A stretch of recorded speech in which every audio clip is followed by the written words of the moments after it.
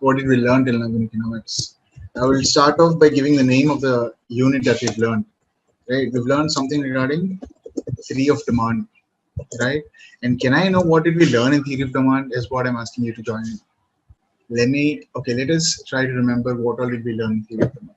Definitely, the first thing is we've learned the meaning of demand, right?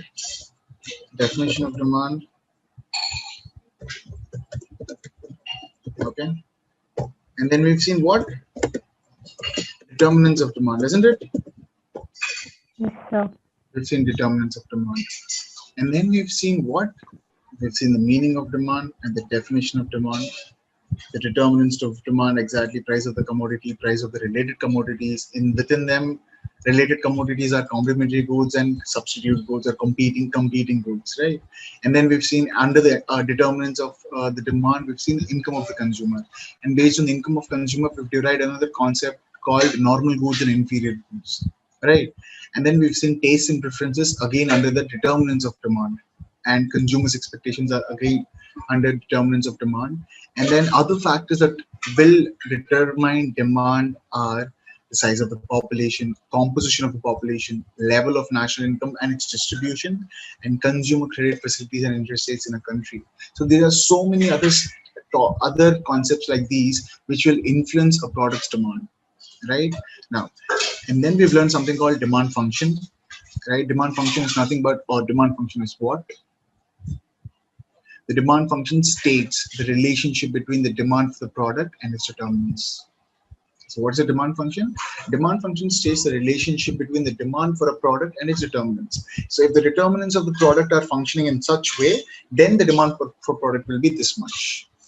Right? So demand function is nothing but the functioning of all these determinants. So whatever are having the potential to influence your product's demand will be amongst these brackets, right?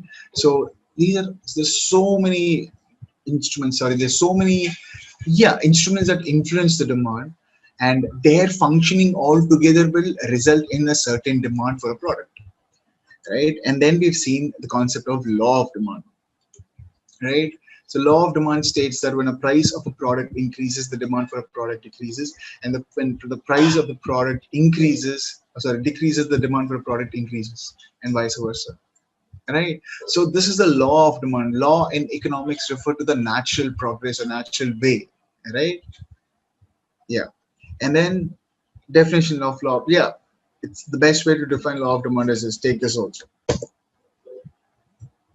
Law of demand states that price of the product increases, demand for the product increases, and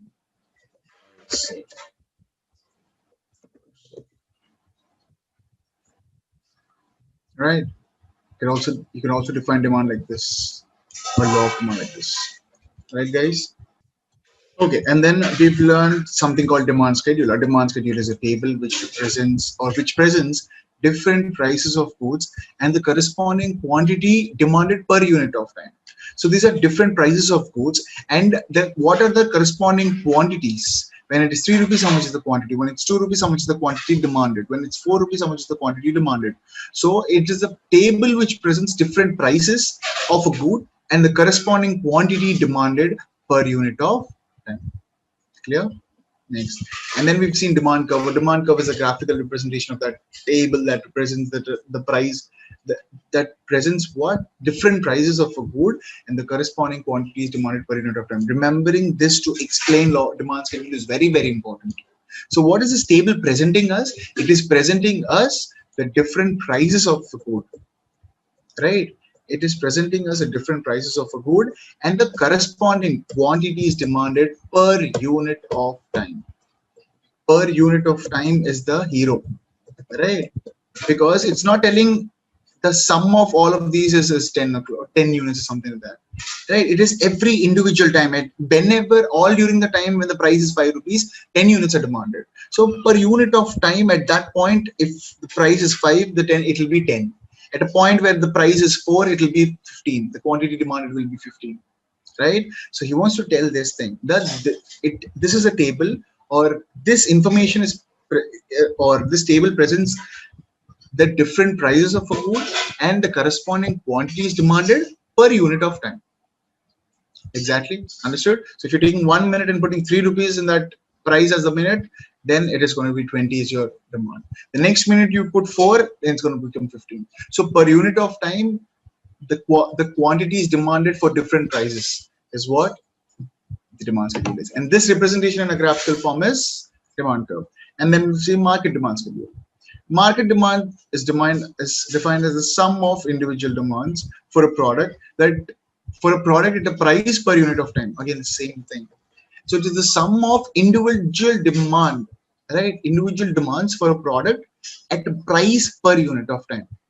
This is the demand of product. Sum of individual demands of product at a price at a price per unit of time. Just get used to these terms, right? And then the graphic representation is one. And then we've seen rationale of law of demand. Rationale of law of demand states that, or rationale technically means what? Logic, right? So what is the logic behind the prices, the demand coming down if the price is going up, and the demand going up when the price is coming down? So what is the logic behind this, right? So there are few logics that people have tried to explain. One would explain the logic in the way of a law of diminishing marginal utility. The other would explain that it is due to some effect called price effect. Some others explain that it is due to the arrival of new consumers that is the reason behind this demand going up and price going down. And it is also another someone else suggests that there are the different uses of the product. Based on the different uses of the product, this law shall work, right? And then go through all of them, exceptions to the law of demand, where we've seen that with in certain situations or with certain goods and services, the law of demand shall not apply. That means the price of a product increases, the demand for the product will not come down, or it will increase with the price of the product. So when does this happen, or in which situations does this happen? So conspicuous goods are one type of goods, given goods are one type of goods, conspicuous necessities is a situation, right? It's like you feel that you have such a necessity and you buy that. And why did you feel that necessity? Because you have been influenced by other people around you or society around you. As simple as that, right? If you're in a village, right, having a Hero Honda bike or a normal bike is also more than enough, right? So you would want to have a bike, right, rather than a cycle, because in villages cycle is also enough. Within cycle only you can go around. But because everyone is also having a bike, and that's useful for you as well, you'll go to the bike, right? And if you're going to the bike, you want to go to the highest bike, right? Why do you want to go to the highest bike and not the basic bike? Because of conspicuous necessities. Bro, why, if you're buying a bike, let's buy a good bike or that has a brand value and all of that stuff, right? And but the same thing, so your bike cost you should somewhere around 50,000 to 70,000 if you're in a village. But when you come to city, no, you don't want to have a glamour, or you don't want to have a common bike, right? A small bike, Splendor, Passion, and all of that bikes which shine and all that, CD Deluxe and all of that stuff.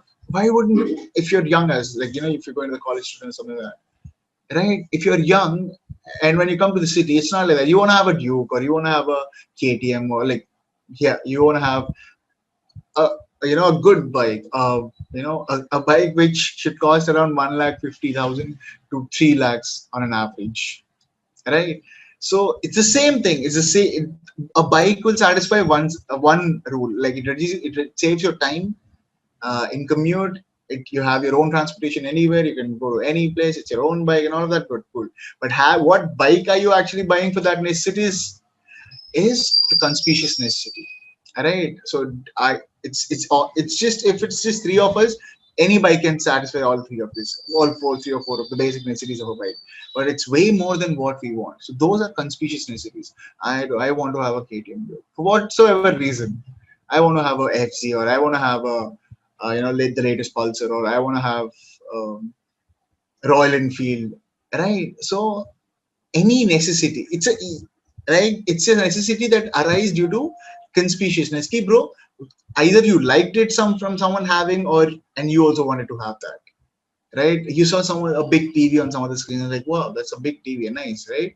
So by seeing that, I also want to have a TV like that. It's not that I'm jealous of him or something, but it's great thing. It's wow, it's such a big TV and that's available. And if I can afford, I would buy that, right? And how? Why did you buy that? It's due to conspicuousness. Like either you saw it within people around. Wow, this you could use this thing, right? So these are conspicuous necessities. So there are basic necessities, and over and above, there are conspicuous necessities, right? And future expectation about prices. So based on the future expectation about prices, also, if the price is increasing today, people will buy today more, right? Because they're assuming that tomorrow it will be even more costlier. Or if they assume that the prices is going to be coming down day after tomorrow, then they'll buy less today, right?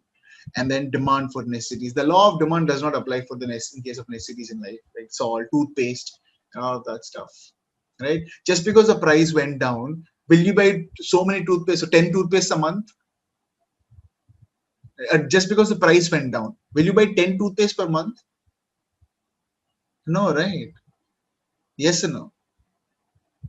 Like the No, sir. salt thing. Just because salt price went down, will you buy 10 packets of salt every month and consume that? No, sir. Right? So necessities, demand for necessities is an exception for law of demand, right? And speculative goods, like I told you, speculative goods are anything that has an possible result of a benefit or a loss, right? So those are speculative goods. So speculative goods, higher the value, higher the price is going to be, right? Speculation is anything that builds up on mass hysteria. Like speculation is what people are thinking about and making its value, right? Speculative goods. And then expansion and contraction of demand. So if the demands, see, when as a result of decrease in price, the quantity demand increases, and when as a result of increase in price, the quantity demand decreases, right? So when there is an increase in price, so when there is an increase in the quantity demanded due to a result of decrease in price, then we say that it is expansion of demand, right?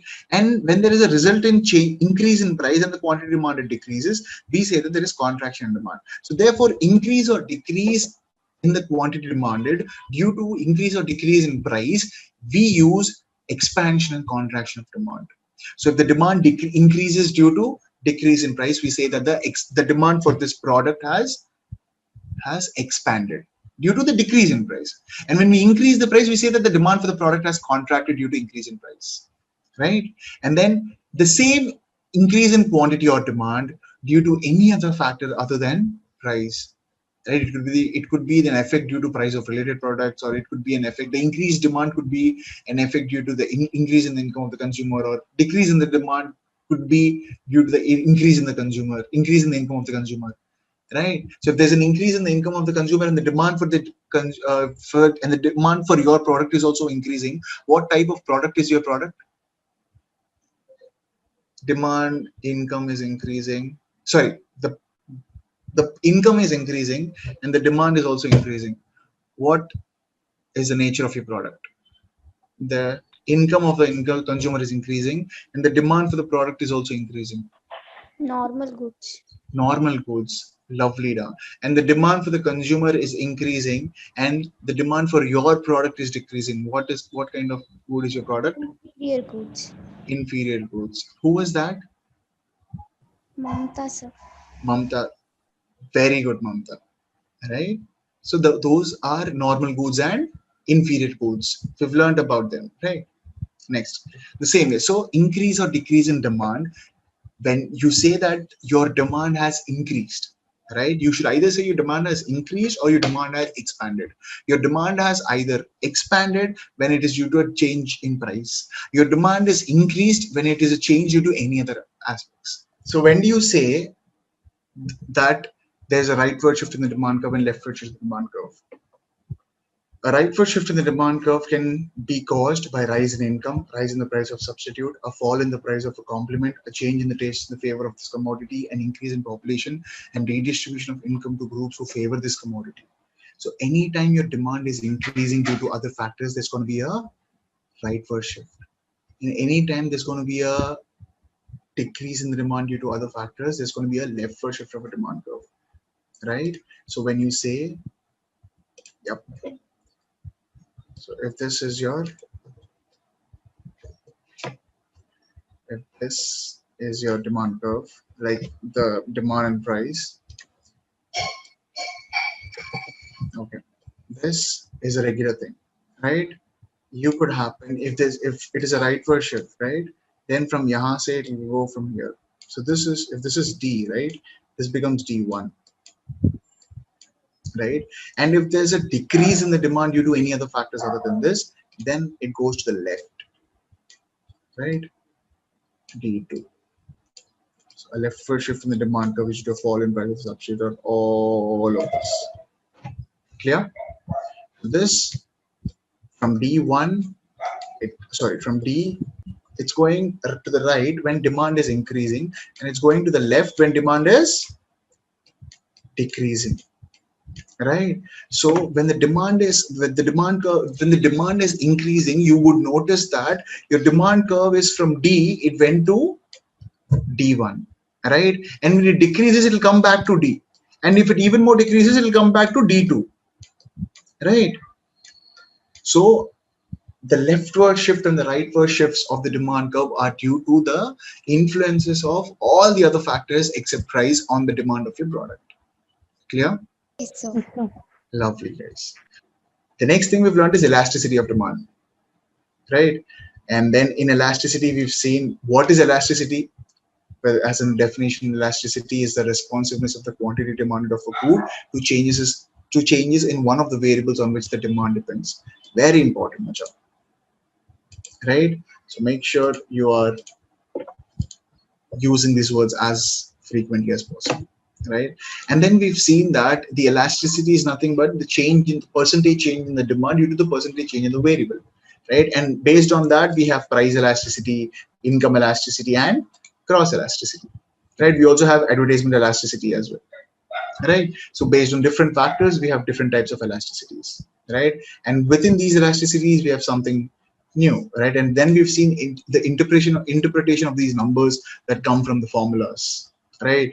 And then we figured out that your product's elasticity could be 0, your product's elasticity could be less than 1, your product's elasticity could be more than 1, your product's elasticity could be 1, your product's elasticity could be infinite. So whenever your product, the based on the number your product's demand elasticity is, those type of features is what you'll figure out. So features of these different types are different, right? So all of these 5 have different features of elasticity, right? If your product is inelastic, it's going to respond in a certain way. If it is elastic, it's going to respond in a certain way, right? So how it's going to respond is what one of the factors that one of the things that elasticity will tell us.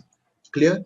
And now if you remember the whole story of the first class where I said that the uh, first there's this demand that will arise, and then consumers will start to behave in a certain way, right? And seeing this behavior, some third party, right? A third party will come and start selling, and it's like he'll start supplying. So here people are not buying when there is a demand, right? If they are planning to buy, right? The same way when the third party is thinking of supplying the goods, he's not supplying literally, he's planning to supply, right? So we are in this place where the consumers will behave in certain way that this third party will come and notice this behavior, and then figure out, then plan to supply that goods. So what is this behavior that consumers will behave in, which makes any person or any third party decide or plan to supply the good that we are demanding for, right? So let's see this concept of theory of consumer behavior. Ready, all of you? Okay. So in theory of consumer behavior, let us see what all we'll learn. Okay. So learning objectives, that means you should be able to learn, or you should be you should learn all of these objectives. The objective is to learn all of these concepts. Clear? Now, the first objective is for you to explain. So you should be able to explain the meaning of utility, right? So that's the first objective. After learning this chapter or after going through this chapter, you should be able to explain what is the meaning of utility. Wow. You should be able to describe. The objective is you should be able to describe how consumers try to maximize their satisfaction by spending on different goods. You should be able to describe how consumers try to maximize their satisfaction by spending on different goods. Why are you spending on different goods to maximize your satisfaction, right? Or how do they do that? If you want to maximize your satisfaction, how do you do by spending on different goods? And you should also be able to explain the law of diminishing marginal utility with examples. So next time someone asks you what is the law of diminishing marginal utility, you, after having going through this chapter, should not be in a position where you cannot explain law of diminishing marginal utility and with examples. So your objective is to explain the law of diminishing marginal utility to anyone who wants you to explain. Clear, all of you? Objective clear? Yes, sir. Yeah. And then the next thing is you should be able to describe the concepts of consumer surplus. Wow. You should be able to describe the concepts of consumer surplus. Just a moment. Let us give it um, some crazy color. Yeah, this is good. Okay, so that's just one thing. So Control Alt C will exactly copy the features of that selected text, right? So if I go to some other text and I just selected law of diminishing marginality and I press Control Alt V. In case you already know this, thank you. But in case you did not know this, welcome. See, just Control Alt C. Control C is just copy, right? So Control Alt C is you copy the format also. So I just Control Alt C for the concept of consumer surplus, and I am just Control Alt Ving for all the things that we're going to learn, right? And yeah, you should be able to describe the meaning of indifference curve. Wow, you're going to see the meaning of the indifference curve. Okay, and price line, and how these lines help in explaining consumer equilibrium. Wow. And how consumers maximize their satisfaction is what you want. Other things you can just yeah, this is what I wanted. Cool. So these are the things you should be able to explain and describe. The whole of the objective is for you to explain something or describe something. So yeah, so you should be just explaining the concept of the meaning of utility and law of diminishing marginal utility, but all the other things here, where how do consumers try to maximize their satisfaction, or the concept of consumer surplus, or the concept of indifference curve, price line, and consumer equilibrium. So the many things you should be able to describe the processes. You describe a process, right? So how is this process going on, and how is this process going on? All set? Chalo. So let us start the nature of human wants. All wants of human beings exhibit some characteristic features, right? So let us read this thing. All wants of human beings exhibit some characteristic features. Exhibit in the sense we show some characteristic features, right? When we are hungry, we say we do this, or when we go to our mom and behave in a certain way, right? Or when you're happy, you clap or do something else, right? So all wants of human beings exhibit some characteristic features. Wants are unlimited in number. Wants are unlimited in number, and they are never completely satisfied. Right or wrong? Yes, sir. Right. Yes, sir. So wants differ in intensity. Some are urgent and some are felt less intensely. So what does wants differ in intensity? What do you mean by intensity, though? What do you mean by intensity? Intensity is the level of relation you maintain with, right? The level of angry you are, how intense are you, right? So wants differ in intensity. Some are urgent and other are felt less intensely. Like if you have to take a piss, that's very, very intense, right? That's very urgent. So that is a want that you have very urgently, right? And when you compare that want to having a big car that can wait, but this cannot wait, right? So each want is satiable. Satiable means satiable is the ability to satisfy, right? That means satiable means it can be satisfied. So our wants are satisfiable, right or wrong? Then wants are okay. So what did we take down from now? All wants of human beings exhibit some facial characteristics. Yep. Wants are unlimited in number. Wants differ in intensity, and wants are competitive. They compete with each other for satisfaction because resources scarce to satisfy all wants. What does they want to sell? They compete with each other for satisfaction. What competes each other for satisfaction? What is competing with each other for satisfaction? Guys, the what is Want. yeah, wants are competing with each other for satisfaction because resources scarce to satisfy all wants, right? I want a BMW car. I want a crazy dum biryani right now. I want to have a mansion. I want to have a private jet. I want to have what else? I want to have a good physique. I want to have good memory power. I want to have great language skills. I want to have so many things, right? But can I have all of these things? Yeah, all the materialistic things that I told of, a good mansion, a good private jet, a good car, and all of that stuff. Yeah, I can have all of these things when I have a lot of money, right?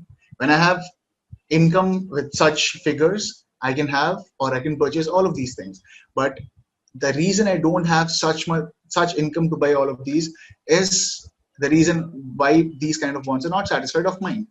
And person who has income of that range is satisfying those wants, right? So what he wants to tell is our wants compete with each other. Like I want to complete certified management accountancy, right?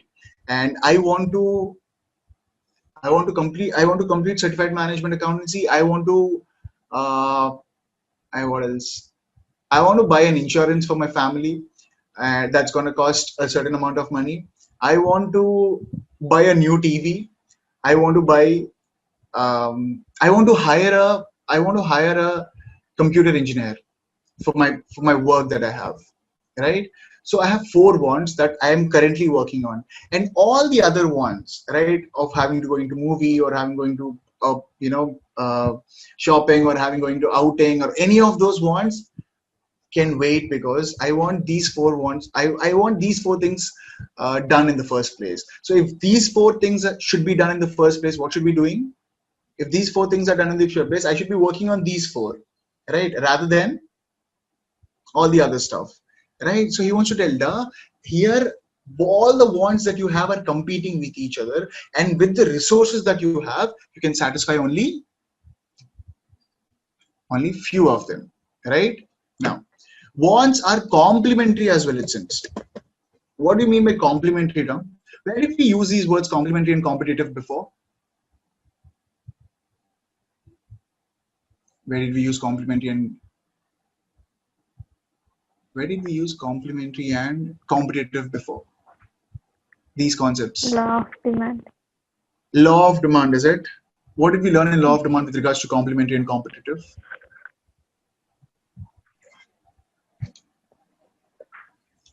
Yes, Bhavani.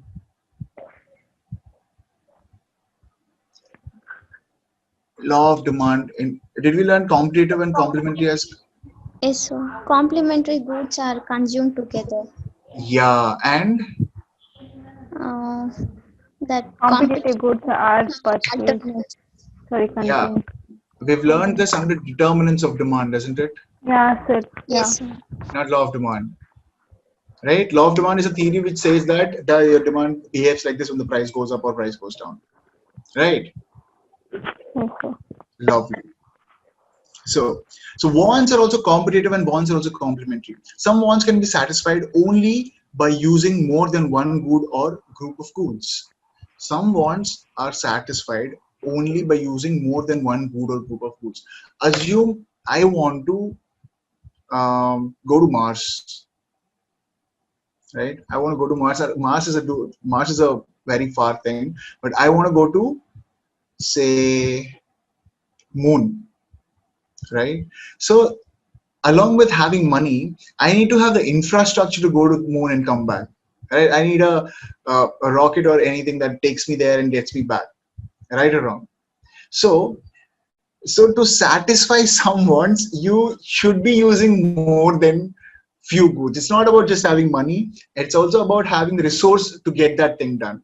Now, this is the ultimate example I can give, but the lamest or the normal examples are, if you want to drive a car, if you want to go from your place to some other place in a car, you need a car and you need money to buy that car. You need money to buy the fuel, and someone has to be selling fuel for you, right? And the government has to have laid roads for you to go from your point to wherever you want to go, and all the street lights that you have, the maintenance, the cleanliness, and all of that stuff, rules and regulations, so that there's a lot of traffic on the roads, and who has to manage all of that stuff, right? So there's so many things that are letting our wants being satisfied, right? Imagine if there were no roads as of these, like now, like we imagine there's no government, there is no, like, assume we were in an age where we are just early man, like early man's car, just the next predecessor or something, successor or something, early men, like we were, we were wearing clothes and all of that stuff, but something like 1400s or 15 1300s, something like that, right?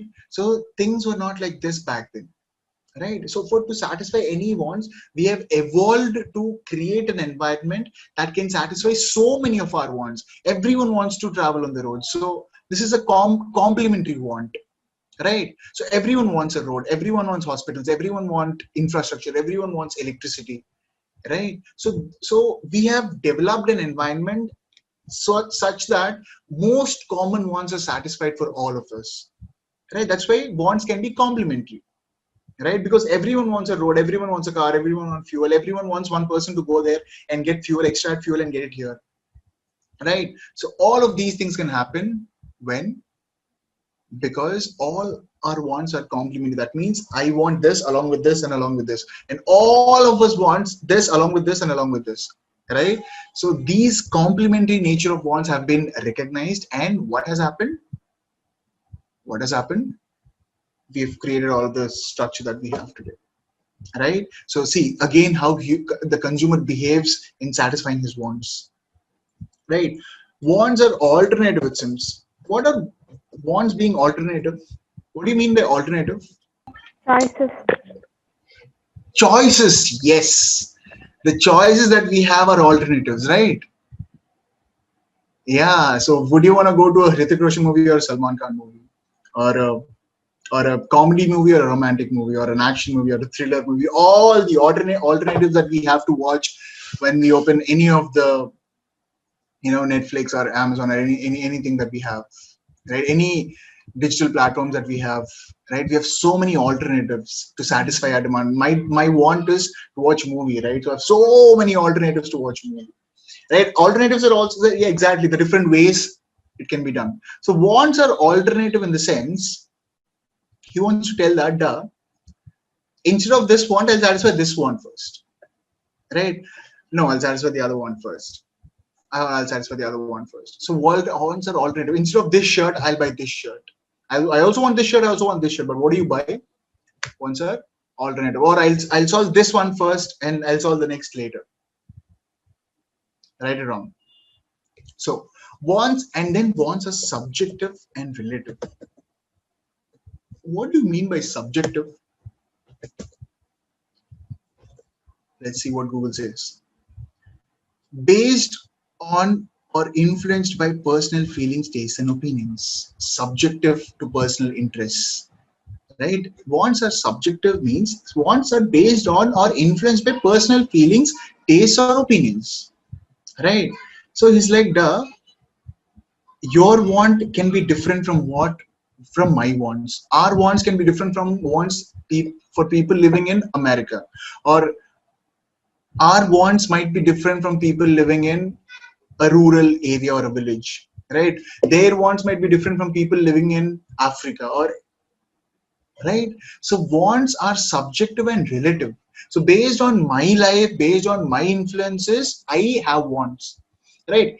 So wants being subjective and relative is the fact that my wants can be based on my influences or my taste and my opinions. You don't have to laugh for my wants. As simple as that, right? Then wants vary with time, place, and person. Isn't this true? If it is 12 o'clock or 2 o'clock, I'm really, really, really hungry, right? So at that point of time, my want is for the hunger that I have. And then the next want is for the place. I want a place to sleep now, right? So after lunch, I would want to have, it's like, he wants to tell that at different times, first thing, you want different things. So at lunchtime you want lunch, after lunchtime you want place, or like, a room to stay or sleep, and after that you need a laptop, you need a camera and all of that to teach class, right? And after that you need time to go out. So different times you have different wants. So the wants vary with the place means, if you are in Vizag, right? So it's a fully humid area. Like, we can't dress at all. Like, it's always moist, and it's all sweating all the time, right?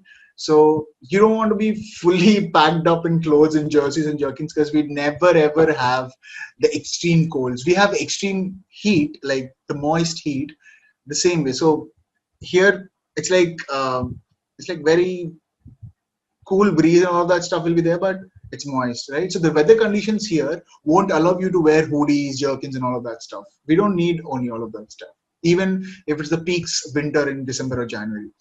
But if I be in Bangalore, Decembers in Bangalore are really, really cold, right? So yeah, so that's why wants vary with time, place, and person. So if it is January in Bangalore, you need a jerkin, but if it's January in Vizag, you don't need one. And wants vary with person. Dude, I am a teacher, right? I on a assume a classic teacher would require some material, a blackboard, and pens or chalk, right? But if it is an electrician, right? He's gonna not require a marker, a blackboard, and a material book. He would still require material book for his subject, but he would require all the technical aspects that he would require to sort that stuff out, right? So wants vary with person means that. Clear? And then some wants recur again and again, whereas others do not recur again and again. What is that want which recurs again and again and again and again and again and again and again and again? Name one want that recurs again and again and again and again and again. Hunger. Isn't hunger a want that occurs again and again? None of you feel hunger again and again and again and again. 3 times a day also. Yes. Water is also. Water, thirst, right? Yes. Yeah. What is that one thing that does not occur again and again? You don't have to go to, or you don't have to clear first standard exams after passing first standard exams, right? The same goes with every set of exams, right? After passing 12th standard exam, you don't have to pass 12th standard exams again and again and again and again. Right? The next exam is what you have to pass, right? Right or wrong? Yes, sir. Yes, sir. Wants, then, so those are wants that recur again and again. There are some other wants that do not occur again and again, right? Wants may become habits and customs. Wants may become habits and customs. My mom's greatest desire of waking up early and praying to the God has become a habit or not? My mom. right? So somewhere down the lane, she wanted to wake up early in the morning and just pray God. So she did that again and again and again and again and again. She wanted that to do again and again and again, and that went on to become her habit, and that went on to become our customs. No, customs are traditional practices that we've been following since ages, right? Customs are anything that have been followed over time, right? Any beliefs that we have, right? So customs, the official department that administers collects duties. This is customs duty, but this custom is a traditional and a widely accepted way of of behaving. Right? On Saturdays, don't eat non-veg. On Thursdays, don't eat non-veg. On Mondays, don't eat non-veg. Right? So these are accepted ways of behavior since or traditionally or widely accepted behavior within within my house or within my religion or within my area. There could be different wants like these, right? Different customs. Wants are affected by income, taste, fashion, advertisements, and social customs. Isn't it true? Wants are Yes. definitely affected. See, affected means what is happening? Influenced, right? So these will influence, input me to react in a respond in a certain way, right? So affect, for every effect there is going to be an effect, right?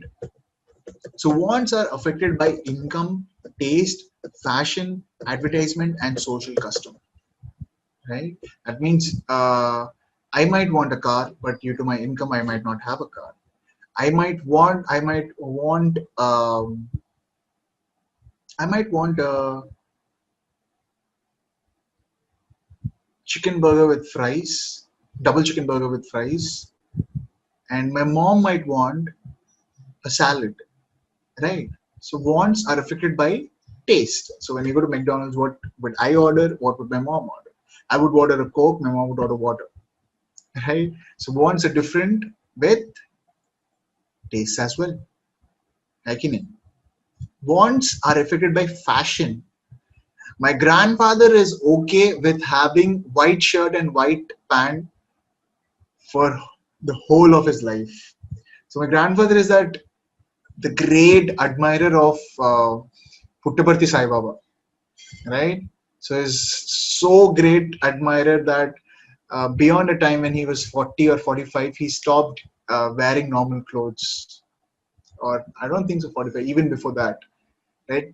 He stopped wearing normal shirts of different cloth, different style, nothing like that. It's just white shirt, white pant, white shirt, white pant, white shirt, white pant is what is his dress code since last 40 years, I guess. What are your fashion wants? So what clothes do you want? My grandfather has a different want. I have a different want. I need some cool t-shirt. I need some comfortable. Back then, I need to have a great brand. I also like when just in college or when you guys are right now in college, India, you want so many good brands. You might want to have good jeans, good torn jeans, and all of that stuff. So I also wanted the same things, but now it's okay, right? If it's a t-shirt, it's all. I just need a t-shirt to wear, or I need a pant to wear. And any which ways, if you go to the shop or the mall, the clothes are decent enough to pick anything, right? Any jeans pant is actually good. Any chinos is actually good. Any trouser, any shirt, any t-shirt, any dress that you pick up, any frock that you pick up, or any chudidar that you pick up is all cool, right? So yeah, so based on the fashion trends, your wants are different. Advertisements, wants are affected by advertisements, is what he wants to tell. Mamta, Mamta, Yes, sir. what is the one chocolate that you would buy for me right now if I give you money? I said, Mamta, go and buy a chocolate for me. What is the first thing that comes to your mind? Ki ye chocolate le leta hu. Yeah, or I'll buy this chocolate. What's the first chocolate that came to your mind? Dairy milk. Yeah. Bhavani, Yeah, sir. what's the first thing that comes to your mind when I ask you to buy a cell phone for me? I'll pay for that. Apple. Apple, nice. Who else is there? Nandini. Any restaurant that you have that you want to go, man? Yeah, I want to go to this restaurant. So wants are affected by all of this. So why was it Dairy Milk, or why was it uh, Apple, or why was it the restaurant that Nandini wants to go became a want for us? Because if ever I want to think of a phone, Apple has created an impact on me through their advertisements that having an Apple iPhone is the best thing to do. Have you seen the recent Apple iPhone Apple advertisement? Any of you can think of? The advertisement is like all people will be walking on the roads in the offices everywhere, and they'll just keep on shouting, my password is this, my password is this, I had a fight with them, and blah blah blah. They just keep telling all the personal issues, right? And then at the end of the video, there's one person who is just walking without talking.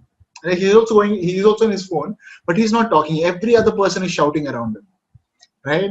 So Apple wanted to convey us that key, when it comes to privacy, we are the best, right? So Apple is advertising their privacy factor. Like, it's very hard to break into an Apple and get your information, but all the other phones, it's very easy, and you're just putting it out there, your information. But if it's an Apple, it's very hard to crack in privacy, right? So if ever I want to think of a phone that has great privacy, what is the first thing that comes to my mind? Apple. Like the same way it did come to Bhavani, right? So wants are affected by your incomes, your tastes, your passions, your advertisements, and social customs. Social customs, right? So your want of having chicken or any non-veg during this month of what is that month? November.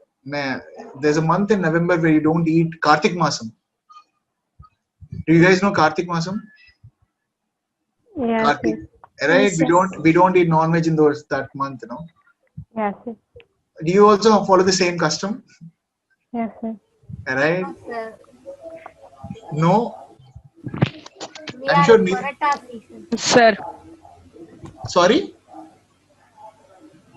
We don't want to eat in paratha season. Okay, so there's some other time you don't want to eat non-veg, is it? Yes, sir.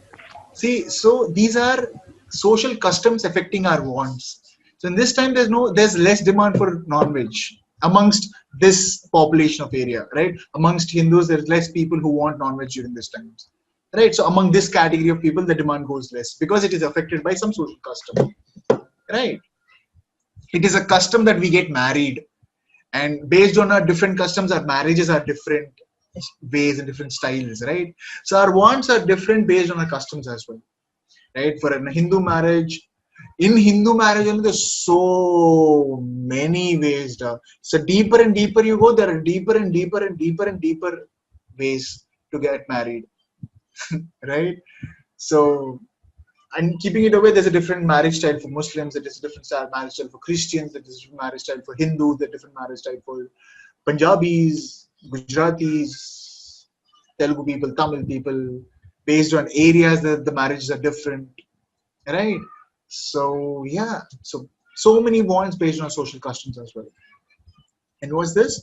Wants arise from multiple causes, such as natural instincts, social obligations, and individuals' economic and social status. So what do you say that wants arise from natural instincts? Right? So assume if I'm naturally very short-tempered, right? I would want something to cool down whenever I'm triggered by this anger, right? So wants could arise from natural instincts as well, right? So if you're very frightened, you want to have something to boost up your confidence, like that ball that we have, right? Or natural instinct is when we are hungry, we go and eat, right? That's a natural instinct. We go and eat food, right? So that want is arising from natural instinct. And there's another want arising from social obligations. The want of having a house, the want of having a good job, the want of having a Aadhaar card, the want of having your PAN card, the want of having your identity for you to voter card, for you to vote. These are all social obligations, right? Having Aadhaar card, having all that, and using a helmet. It's a social obligation, right? Next, individuals' economic and social status. Based on my money, based on my economical status, and based on my social status, the wants might also change, is what he's telling. Clear? Clear, all of you? So this Yes, sir. was yes, sir. the initial concept of wants, right? So we learned this we learned this to know what is the nature of human wants, right? And tomorrow we'll catch up classification of wants, and then we'll finally learn the meaning of utility that you have to explain further. Right? So next time onwards, you guys will have to explain the meaning of